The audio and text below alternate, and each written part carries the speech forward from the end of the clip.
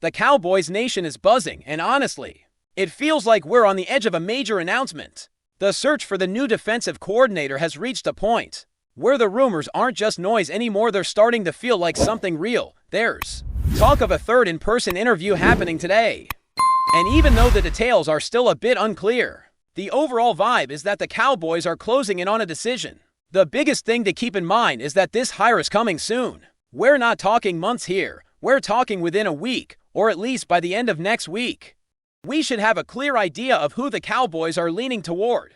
Even if the paperwork is not officially completed, that's how close it feels now. The timeline has been confusing, especially when you look at the Jim Leonard situation. There's been conflicting information, and it's been hard to connect the dots without sounding like you're guessing. The general belief was that NFL rules don't allow teams to do in-person interviews with coaches who are still active in the conference championship games. The logic makes sense. Those coaches need to focus on the game, and teams should respect that by waiting until after the championship.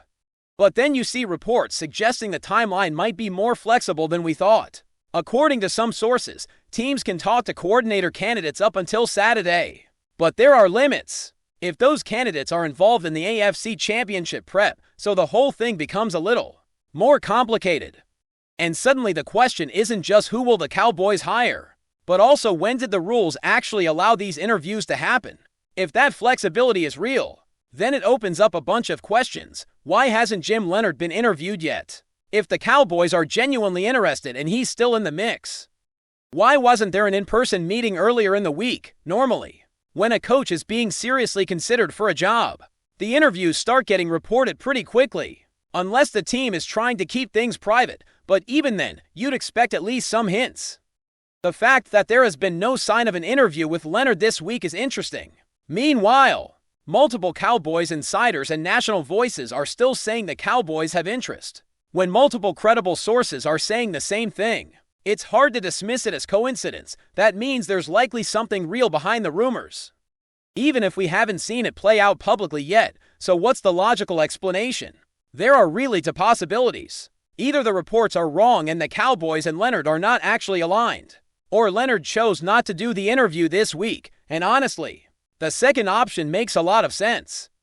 Leonard has a huge game to prepare for, and if you are trying to land a job as a defensive coordinator, you do not want to be splitting your focus between the massive responsibilities. Flying to Dallas for an interview during a playoff prep week is not exactly a smart move. It would be far more reasonable to wait until after the game, when he can fully focus on the interview process. That would explain why we haven't seen any reports of an interview yet. The bigger picture here is that the Cowboys are doing this search differently than they ever have before. They are going through multiple rounds of interviews, both virtual and in person, and they are covering more ground than they have in the past. This is not a process that feels rushed or casual. This is the kind of search you would expect from a team that is serious about finding the right coordinator, not just the easiest option. So if the Cowboys decide to wait on Leonard because they want to be thorough, I am completely fine with that. The Cowboys are ahead of the curve compared to most other teams. Many teams looking for defensive coordinators have not even started their searches yet. The Cowboys are already deep into it, and that alone tells you they are taking this seriously. Now, the key question becomes, will the Cowboys do that second in-person interview with Jim Leonard, or will they simply choose one of the three candidates they've already met with in person? I'm going to trust the process here. The Cowboys have been methodical, and they've clearly done their homework. They've already met with multiple candidates, and they've given themselves options. If they feel one of those candidates is the right fit, they shouldn't drag the process out. But if they want to wait and make sure they've covered all bases, especially with Leonard still in play, that's a smart move too. The truth is, we are in uncharted territory here. The Cowboys have never handled a coaching search this way before, and it's a refreshing change. Let's talk about the candidates who have already been in the building. These are the guys who have made it to the next stage, and each one brings something different to the table. First up is Jonathan Gannon, who had his interview earlier this week. He is the former defensive coordinator for the Eagles and spent 3 seasons as the head coach of the Cardinals. Gannon is not just on the Cowboys' radar. He's been connected to multiple teams, including the Commanders and the Packers. That tells you something. He is not a one-team option. Other teams see value in what he brings, so what should we expect from Gannon's defense? The biggest thing is that it is zone-heavy. But it is not the same zone scheme you saw under Matt Eberflus. In Indianapolis, there are more disguised coverages, more complexity, and a different approach to how he uses his personnel. One notable difference is how often his teams rotate coverages. The Cowboys were below 25% in rotating between cover 2 and cover 3 last season, while Arizona was well above 35%, which ranks near the top 10 in the league. That's a big contrast in philosophy. Another part of Gannon's style is that he does not blitz a ton. The Cardinals actually blitz less in the most recent season than they did in the year before. When they did bring pressure, it was more creative, not the kind of obvious blitz packages that are easy for fences to anticipate. They also use 5-man fronts frequently. And they experimented with 3 safety looks, especially when injuries forced them to adjust on the fly. There are even elements that remind you of Brian Flores-style pressure concepts. The issue, though, is that the results were not there in Arizona in 2022. The defense was solid when the talent was stacked, but once injuries piled up, the unit struggled. That's the part that makes people hesitant. I will say this, Gannon is not a terrible candidate. He is an upgrade over Matt Eberflus. And he is not the worst defensive coordinator in the league, but he is not the most exciting option either. If the Cowboys hire him, I would not be upset. I would be satisfied, but I would not be thrilled. He is a safe pick. And sometimes safe is what you need. But the Cowboys have been looking for something more than safe this time. They want a coordinator who can bring a new identity and get the defense playing at a higher level. Next up is Donnie Jones, the Vikings' defensive passing game coordinator. He interviewed with the Cowboys last weekend, and he is another name that has been generating a lot of interest. He has already had interviews with several teams, including the Giants, Packers, and Jets. That is a strong sign that he is on the radar of multiple organizations, not just the Cowboys. Jones has a long history in coaching, and his experience includes time in college and the NFL, working with defensive backs and in different defensive roles. The reason Jones is appealing is his time in Minnesota, where he has been part of a defense that has consistently played well. His influences are notable. 2. He has connections to coaches like Dave Aranda, Vance Joseph, Matt Burke, Terrell Austin, Marvin Lewis, and Brian Flores. That last one is a big deal. Brian Flores is known for building tough, disciplined defenses, and the fact that Jones has that kind of influence in his background makes him an intriguing candidate. He has been praised for his communication skills, which is something the Cowboys desperately need after the struggles under Eberflus. A coordinator has to be able to clearly communicate the plan and get the players to execute it. That is not something you can overlook. Now, the third in-person candidate is Christian Parker, the Eagles' passing game coordinator. He is set to interview today, and he is a name that has risen quickly in the coaching ranks. Parker's background includes time with the Broncos, the Packers, and college programs like Notre Dame and Texas A&M. He has also been connected to some of the most respected defensive minds in football, including Vic Fangio. That Fangio influence is a major reason why he is gaining attention. The Cowboys have not hired a coordinator this young in a long time, and Parker, at 34 years old, represents a different kind of hire. He is a fresh voice, and that could be exactly what the Cowboys need.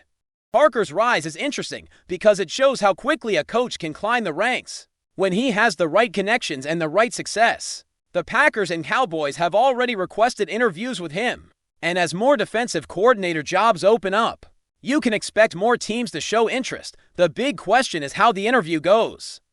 If Parker can show that he has the confidence, the communication skills, and the vision to run a defense at the highest level, he could be the one who surprises everyone. The Cowboys are in a unique position right now because they have options. And that is something fans have not been able to say about the defensive coordinator position in a long time. In previous years, the Cowboys seemed to move quickly through the process, like they were just checking a box and moving on. But this time, it feels like they are actually trying to get it right. They are talking to multiple candidates, doing multiple rounds of interviews, and not rushing to a decision just because the calendar says it is time. That kind of patience is not something Cowboys fans are used to, but it is exactly what this defense needs if they are going to fix what has been a glaring weakness for years. They have to be deliberate, and that is why the Jim Leonard situation is so interesting. If he is still in the mix, it tells you the Cowboys are willing to wait for the right person, even if it means going through a longer process. Leonard has a strong reputation, and he has proven himself as a defensive mind in the league.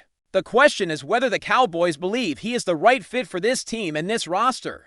If they do, they might be willing to wait a little longer to get him. If they do not, then we will likely see the Cowboys pull the trigger on one of the 3 in-person candidates they have already met with. Either way, it is clear they are not afraid to be patient. Now, let us talk about what the Cowboys actually need in a defensive coordinator. The defense has been a problem for a while, and it is not just about schemes. It is about accountability, communication, and execution. You can have the best scheme in the world, but if the players do not understand it, or if the coaching staff cannot communicate it clearly, it will not work. That has been one of the biggest issues with the Cowboys' defense in recent years.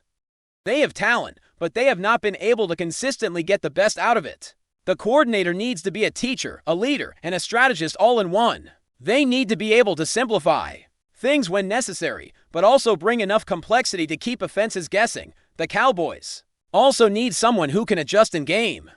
That is a huge part of being a successful defensive coordinator. The NFL is a chess match, and if you cannot adjust to what the offense is doing, you are going to get exposed. We saw that too often with the Cowboys.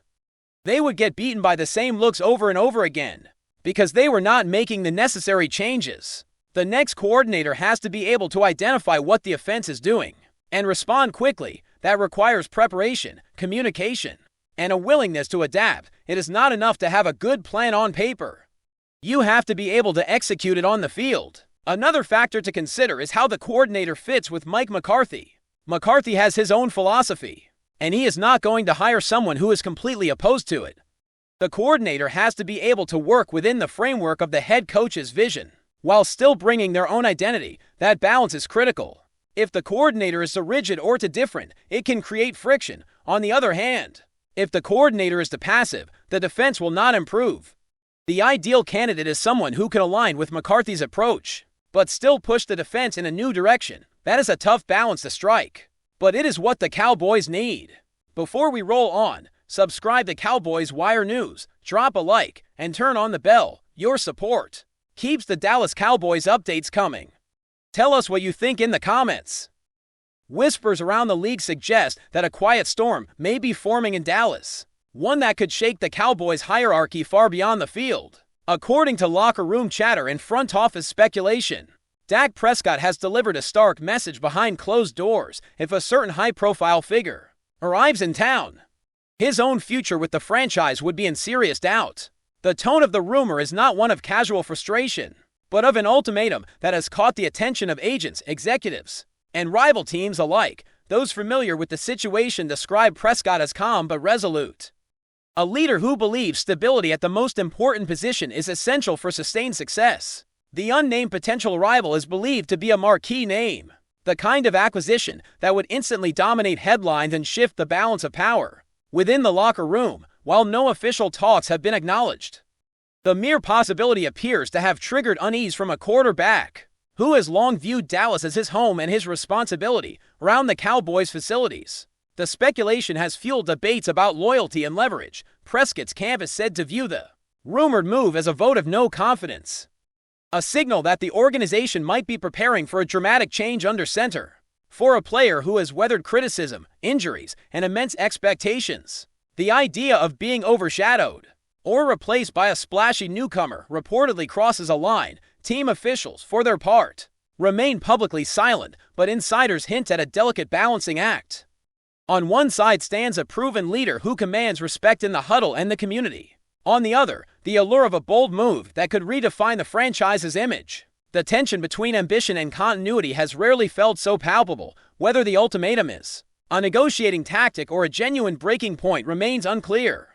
What is certain is that the rumor alone has ignited conversations across the league, turning Dallas into the center of a speculative drama. If the whispers grow louder, the Cowboys may soon face a defining choice that could reshape their identity for years to come.